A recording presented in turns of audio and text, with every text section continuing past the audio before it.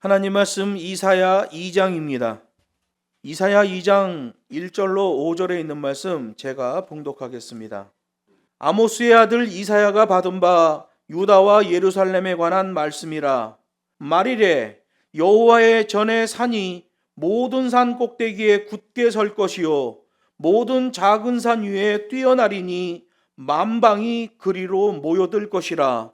많은 백성이 가며 이르기를 오라 우리가 여호와의 산에 오르며 야곱의 하나님의 전에 이르자. 그가 그 도로 우리에게 가르치실 것이라. 우리가 그 길로 행하리라 하리니 이는 율법이 시온에서부터 나올 것이요 여호와의 말씀이 예루살렘에서부터 나올 것임이니라. 그가 열방 사이에 판단하시며 많은 백성을 판결하시리니 무리가 그 칼을 쳐서 보습을 만들고 그 창을 쳐서 낫을 만들 것이며 이 나라와 저 나라가 다시는 칼을 들고 서로 치지 아니하며 다시는 전쟁을 연습지 아니하리라. 야곱 족속아 오라 우리가 여호와의 빛에 행하자. 아멘. 본문 말씀을 가지고 야곱의 족속아 돌아오라라는 제목으로 하나님 말씀을 증거하겠습니다. 보통 선지자들이 하나님의 계시를 받을 때 여호와의 말씀이 누구누구에게 임하니라 라는 형식을 취하고 있습니다. 이사야 선지자뿐만 아니라 예레미야, 에스겔, 호세야, 요엘, 요나, 미가, 스바냐, 아모스까지도 다 이러한 형식을 취하고 있어요. 오늘 본문은 이사야가 받은 하나님의 계시의 말씀입니다.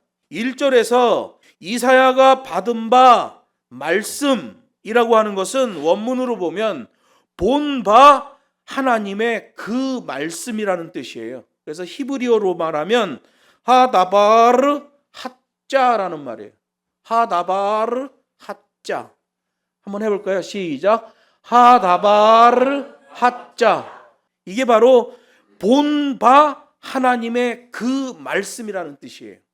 그래서 하다바르 핫자를 문자적으로 해석하면 이사야가 하나님의 그 말씀을 정확하게 보았다라는 의미예요. 여기서 하나님의 말씀이라는 것은 귀에 들려온 말씀이 아니에요. 이것은 관용적인 표현인데 하나님이 주권적으로 역사하는 정확한 사건이라는 뜻이에요. 그래서 여기서 말하는 말씀이라는 것은 하나님이 주권적으로 행하시는 사건이라는 말이에요. 하나님의 사건이 곧 말씀이고 하나님의 말씀이 곧 하나님의 사건이 된다는 거예요. 그러므로 여기 이사야 2장 1절 말씀은 이렇게 되는 거예요. 이사야가 남유다와 예루살렘에 대하여 본 바 반드시 그렇게 되어질 수밖에 없는 하나님의 주권적인 사건, 이렇게 되는 거예요. 우리가 믿는 자로서 믿음 생활을 하는 것도 오늘 본문에서 말하는 것처럼 하다바르 핫자, 이것이 바탕이 돼야 돼요. 이게 우리 믿음 생활의 배경이 돼야 되고 우리 믿음 생활의 기준이 돼야 돼요.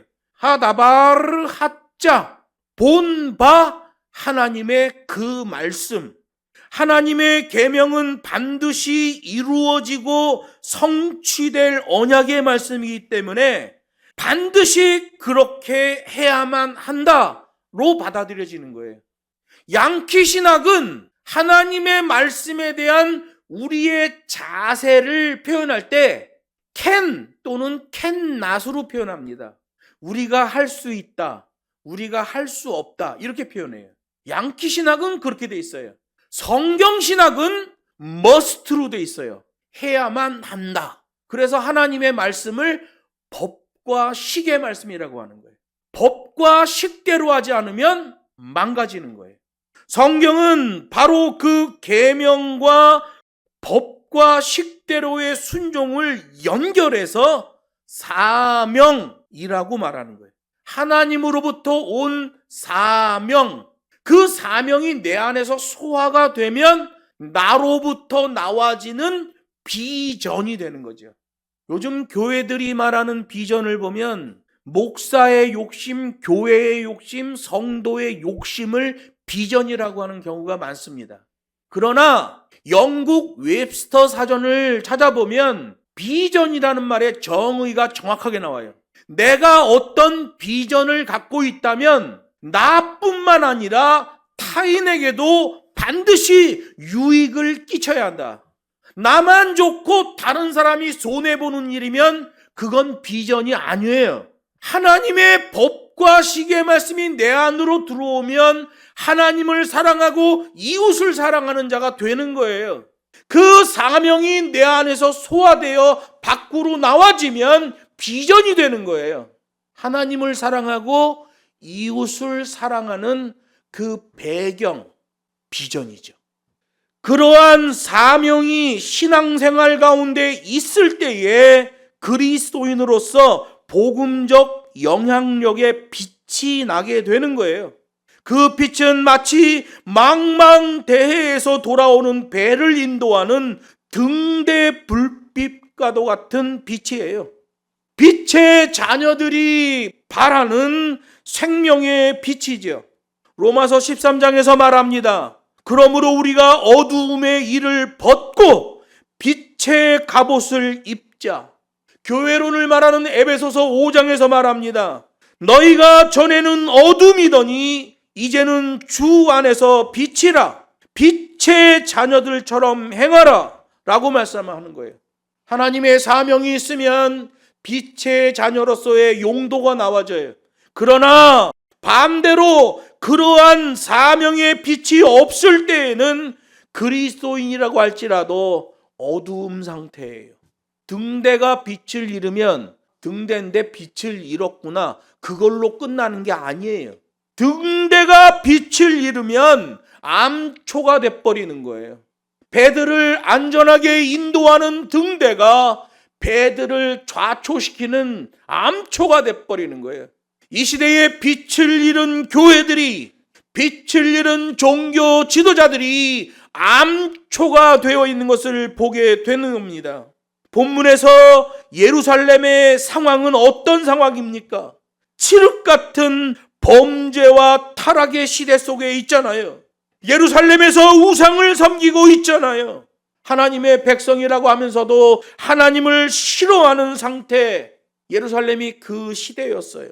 그런 시대 속에서 이사야 선지자는 자신이 본 바 하나님의 그 말씀 하다바르, 그 빛을 비추기 시작하는 겁니다. 2절에서 말해요.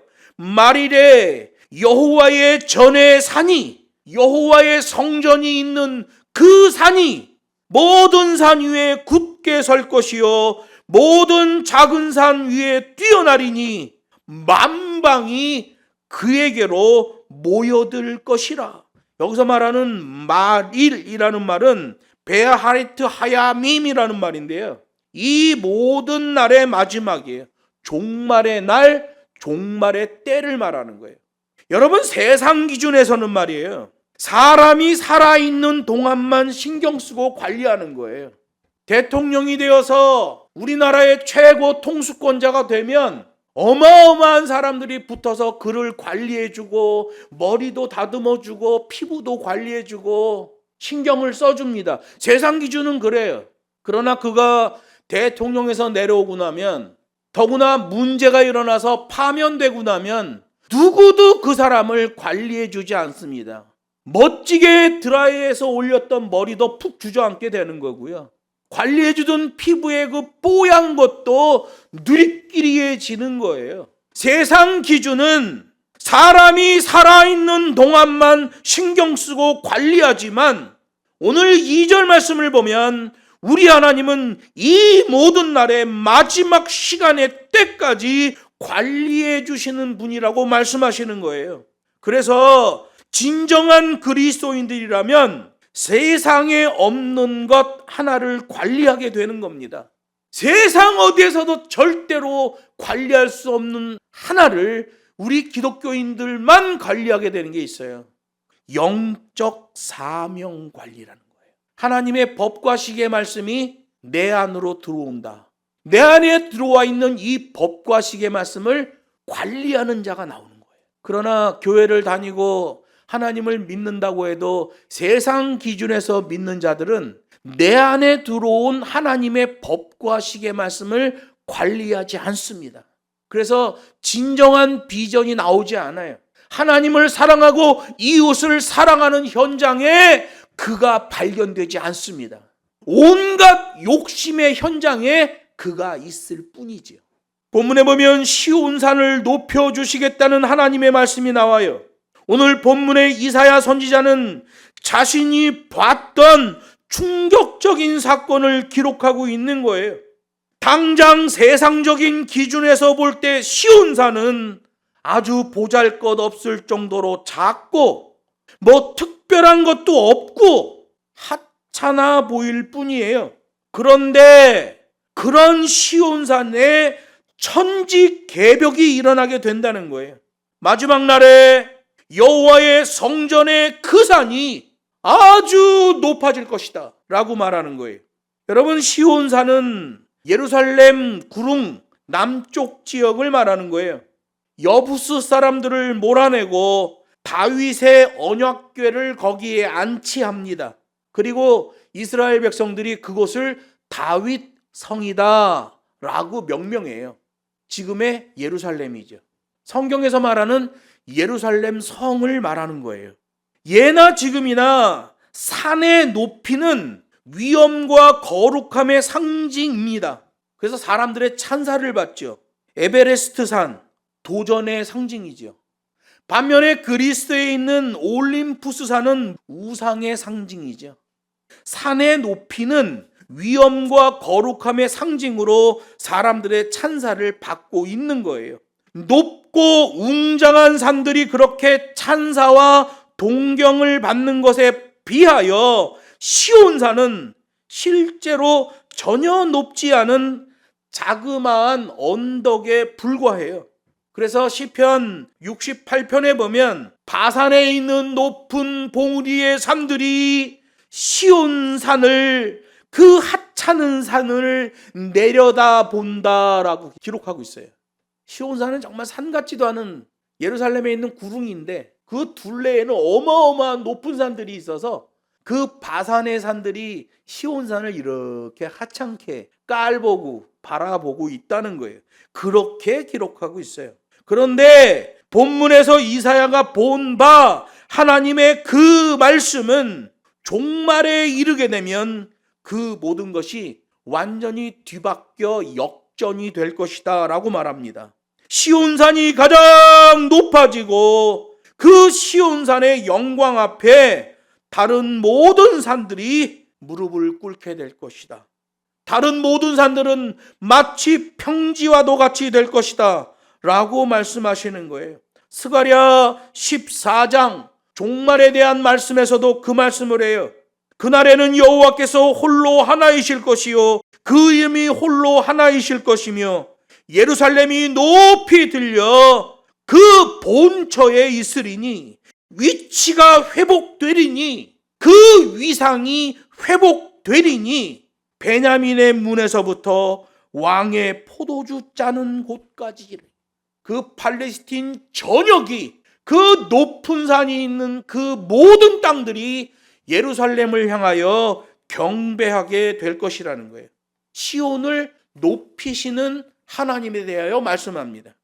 본문에 나오는 시온산, 세상적인 기준에서 이 시온산을 보면 보잘것없고 하찮고 가치가 없는 것처럼 보여요.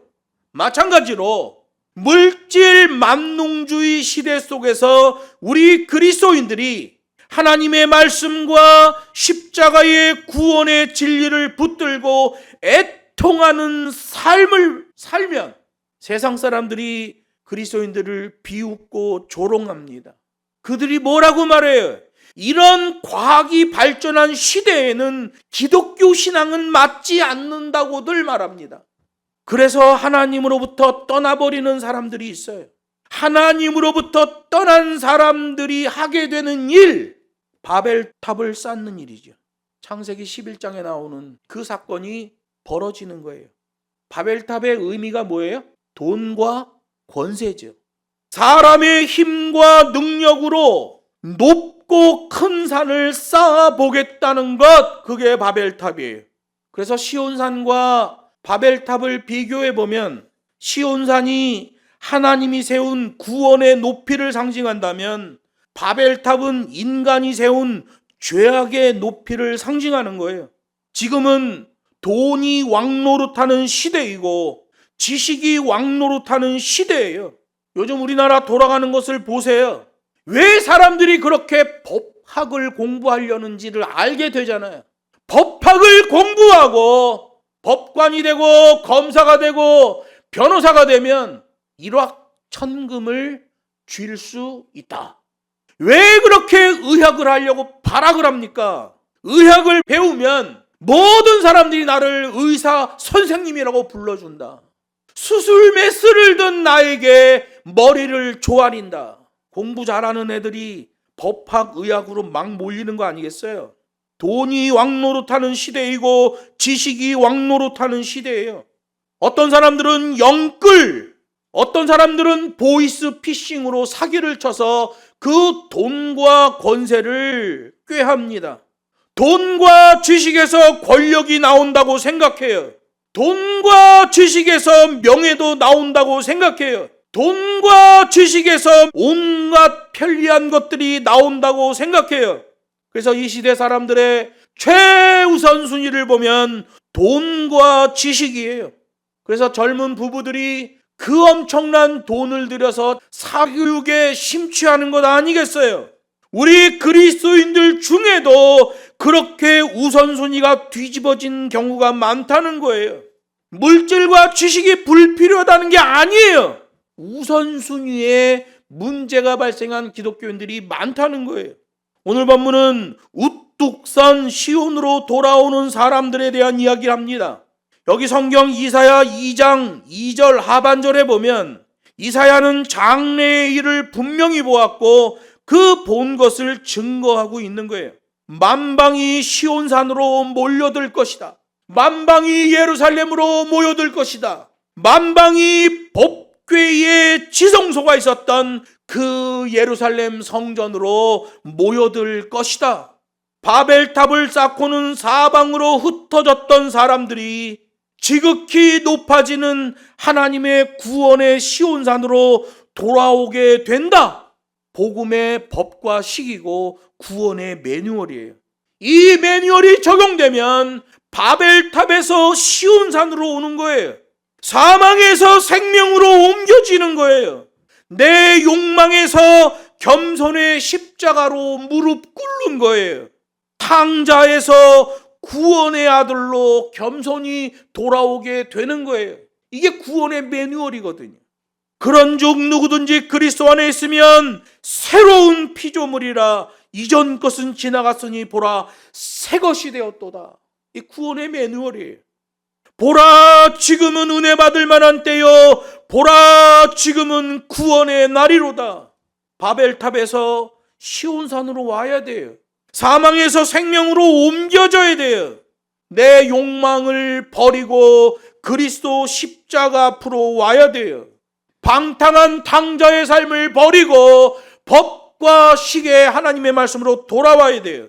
그래야 새로운 피조물이요 구원의 날을 맞는 자가 되는 거예요. 양키 신학은 믿으면 구원이라고 말합니다. 거짓말이에요. 그러므로 하나님의 인도를 받는 하나님의 백성은 하다바르 핫자 본바 하나님의 그 말씀, 이게 절대 기준이에요. 이 계명의 말씀이 절대 기준이에요. 세상에 살아가면서 내가 지금 무엇과 씨름하고 있는지를 확인해 봐야 돼요. 내 삶의 초점이 어디에 있는지를 확인해야 돼요. 하나님의 말씀하신 하다바르 핫자, 그 말씀의 사명을 따라가야 돼요. 사도 바울은 그것을 표대라고 표현했어요. 엉뚱한 일에 초점을 맞추면 본질적인 사명이 뒷전으로 밀려버리는 사람이 돼버리는 거예요.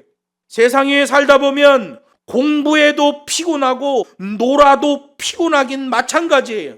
도서관 책상에서 씨름을 하는 아이들, 저녁 때가 되면 피곤해 죽겠다고 말하잖아요. 학교에서 공부는 안 하고 빌빌거리며 노는 애들, 걔네들도 저녁 때가 되면 피곤해 죽겠다고 말합니다. 도서관에서 책상 앞에 앉아 공부하나, 학교에서 빌빌거리고 공부 안 하고 노나, 이러나 저러나 피곤한 것은 같은데 결과물은 너무나 큰 차이가 나죠. 영적으로도 그래요. 하나님의 말씀을 붙들고 그 표대를 향하여 가는 그리스도인들의 삶, 굉장히 힘들어요.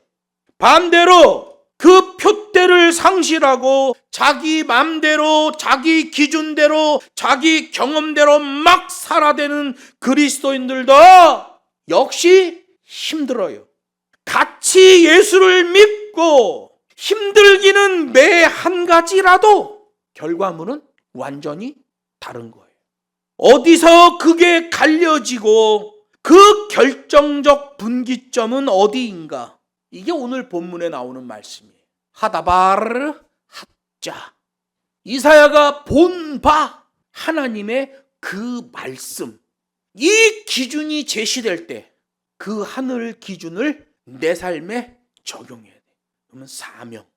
그게 내 안에서 체질화되어 밖으로 나와진다. 비전. 그는 하나님을 사랑하고 이웃을 사랑하는 현장에 자신의 발걸음을 두고 있는 자예요.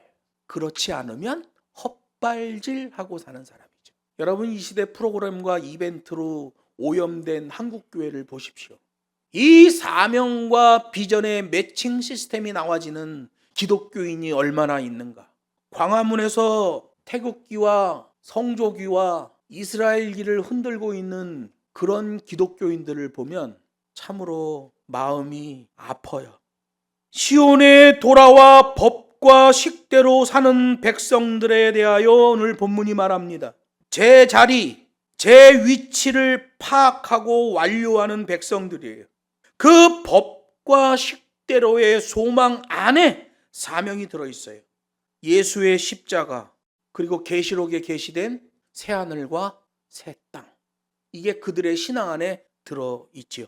그러니 법과 식의 기독교 신앙인이라면 어찌 방자히 행할 수 있으며 어찌 막말을 하고 살 수 있겠습니까?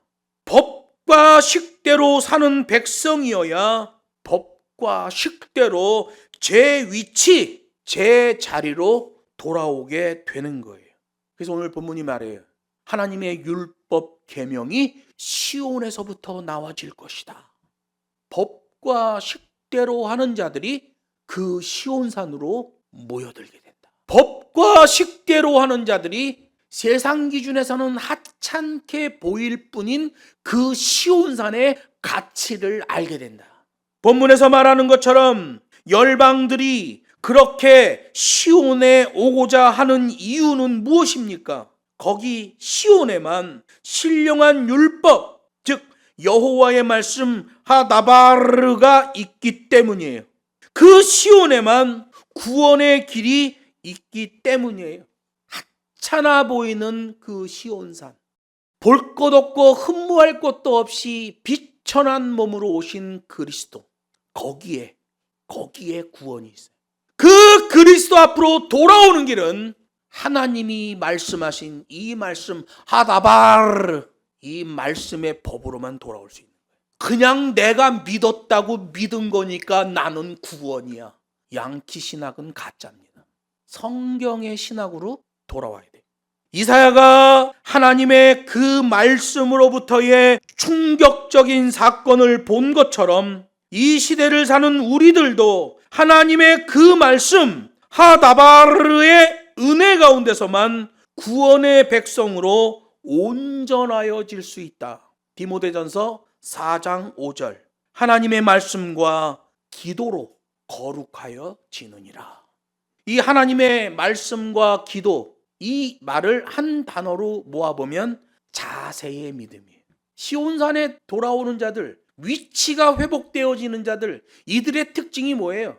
하나님의 계명을 기준으로 자세의 믿음을 보이는 자들이에요. 말씀과 기도로 거룩하여 지느니라. 제 자리, 제 위치를 파악했느냐? 못했느냐를 판단하시는 하나님을 본문이 말합니다. 이 세상 마지막 그날에, 그 구원의 날에 하나님이 그 기준 하다바르, 그것으로 열방과 민족을 판단하시겠다고 말씀하십니다. 그래서 예수 그리스도 재림하실 때의 심판은 공의의 심판이 되는 거예요. 법과 식대로의 심판이 되는 거예요. 본문 4절에서 판단한다라는 히브리어는 위샤파트라는 말인데요, 그가 그렇게 하시겠다라는 스피커 의지예요.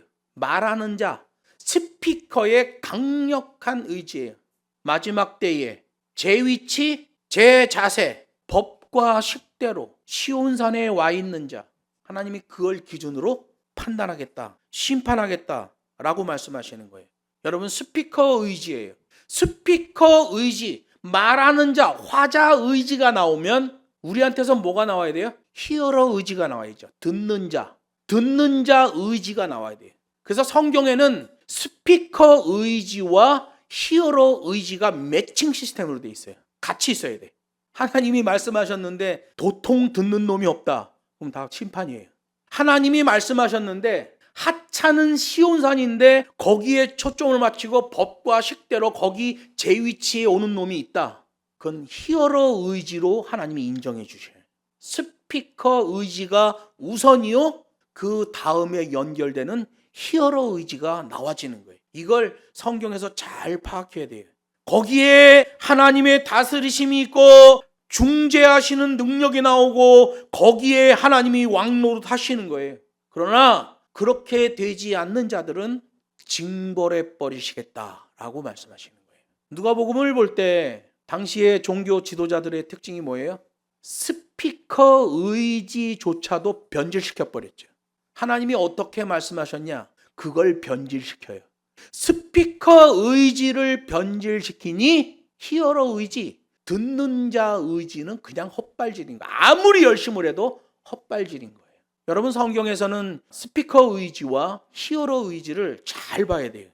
사람을 죽이던 무기가 농기구로 변화된다는 거예요. 하나님에게 초점 맞추고 하나님의 계명을 자신들의 삶의 기준 삼고 그 법과 식에 기꺼이 복종하려 하기 때문에 그러한 법과 식의 백성들은 본문 4절에서 말씀하시듯이 자신들의 창과 칼을 녹여 농기구를 만들게 된다는 거예요. 이 당시에 칼과 창이면 힘이에요, 권력이에요, 권세예요. 가장 강력한 자예요. 그런데 그 창과 칼을 녹여 농기구를 만들게 된다. 이 시대 말로 바꾸면 어떻게 돼요? 벌어서 남 주고 배워서 남 주는 자. 이게 오늘 본문의 말씀인 거예요. 사람들을 죽이던 무기가 농기구로 변화되니 당연히 전쟁이 불필요하게 되지요. 스가랴 9장은 말합니다. 그렇게 사람들이 자신의 감성주의와 자신의 욕심을 내려놓는 것, 그것이 하나님의 통치가 실현된 모습이다. 칼을 쳐서 보습을 만든다. 이 보습이라는 말은 리이팀이라는 말인데요, 가축을 이용해 땅을 갈아엎는 농기구를 리이팀이라고 해요. 창을 쳐서 낫을 만든다라고 되어 있는데요, 이 낫이라는 단어가 리마즈메로트라고 되어 있어요. 쓸데없는 가지들을 잘라내는 전지가위를 리마즈메로트라고 해요. 땅을 갈아엎는 농기구도 만들고 나무에 불필요한 가지를 자르는 전지가위도 만든다. 사람을 죽이고 해하던 칼과 창이 농기구가 되어진다는 거예요. 여러분, 우리에게 있던 무기가 농기구가 된다는 것은 우리 안에 있는 감성주의와 인본주의를 무장해제시킨다는 말이에요. 그렇지 않으면 내 안에 있는 감성주의와 인본주의가 사람을 찌르는 칼이 되고 사람을 찌르는 창이 되는 거예요.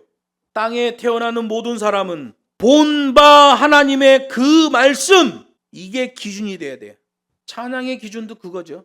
하나님의 계명, 이게 찬양의 가사가 돼야 돼요. 하나님이 하신 일, 이게 찬양의 가사가 돼야 돼요. 하나님의 기록된 말씀, 이게 찬양의 가사가 돼야 돼요. 근데 요즘 나오는 찬양들은 자기의 감성, 자기의 느낌을 찬양 가사로 만들죠. 가짜입니다.